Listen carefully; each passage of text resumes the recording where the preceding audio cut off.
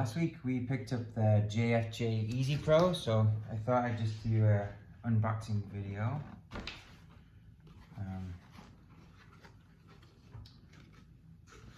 So I ordered it directly from JFJ. It arrived safely and smells very nice and clean.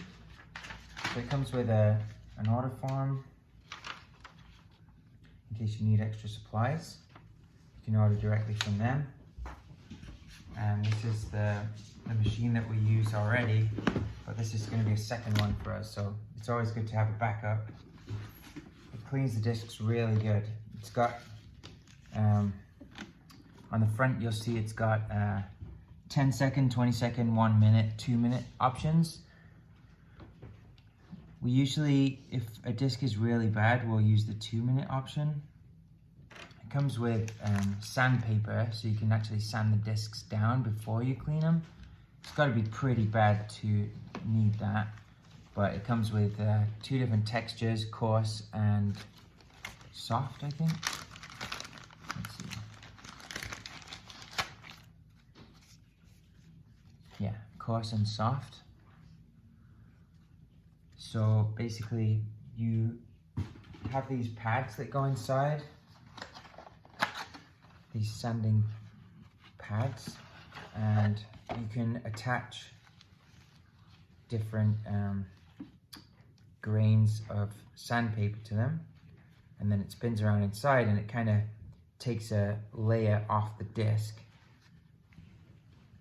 And if you're not using the sanding pads, then you can put just this buffing pad in there. So it comes with a couple of different creamers that we recommend. So number 1 is the polishing compound, and then number 2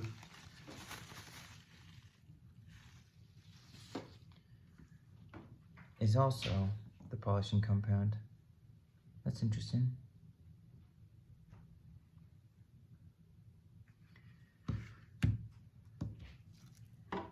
And then it comes with an anti-static spray. I'm not sure what the difference is between the polishing compounds. I'm just reading it.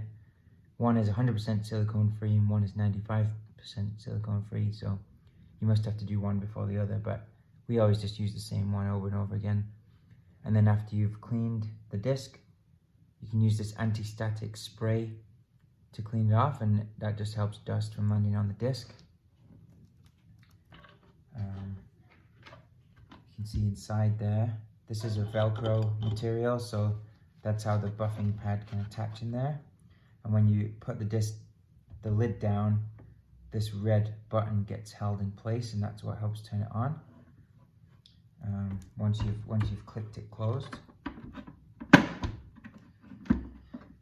And to attach the CD, there's this thing on the top flap. This black piece unscrews.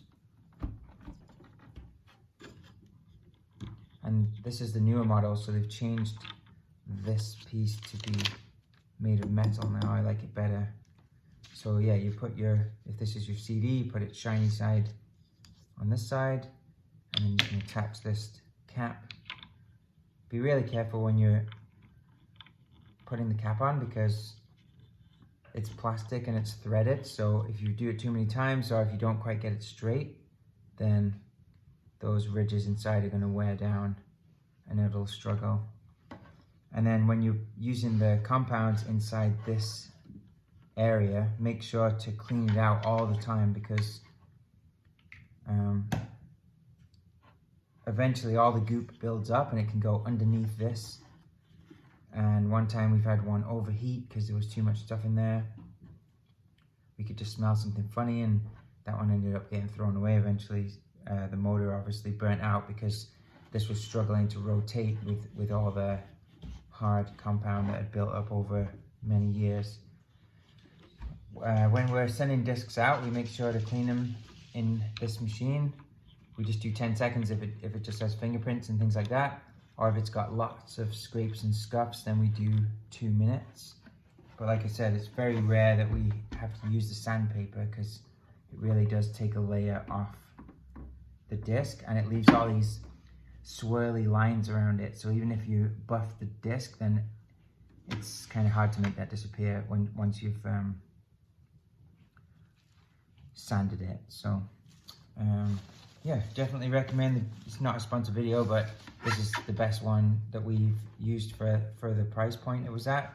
It was $199 US, and it just does what it says. Like, it changes it from scratched to not scratched. And some of the machines you can get, they're worth $1,000, $5,000, probably $20,000 to put lots of CDs in at once. But this one is just a really solid workhorse, and that's why we've got two, so we can do two at a time. So yeah, we're gonna go put it to work right away.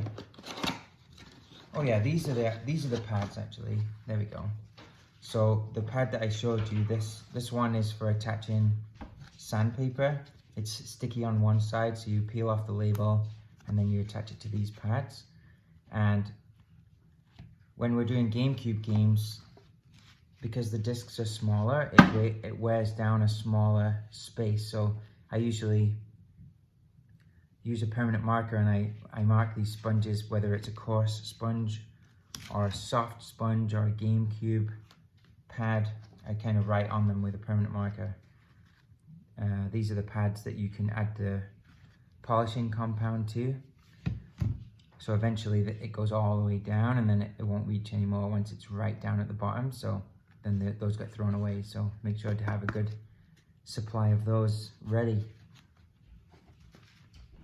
And anything else in the box? Yep, we've got a nice, really nice fiber, microfiber cloth. It's a big one. So when you take the disc out of the machine, you want to make sure that you dry it off with this, and it's really very soft, so it doesn't cause extra lines on the CD. You might need to go in a second time, so it's good to take the disc out, use the spray to clean off any residue on the top and the bottom, dry it with this, and then you can inspect the CD and see if it's good enough for what you need. So we use it for DVDs, Blu-rays, CDs, GameCube games, and it does a great job of all those things. It also comes with the operating instructions and yeah, tips and hints exactly how to use it.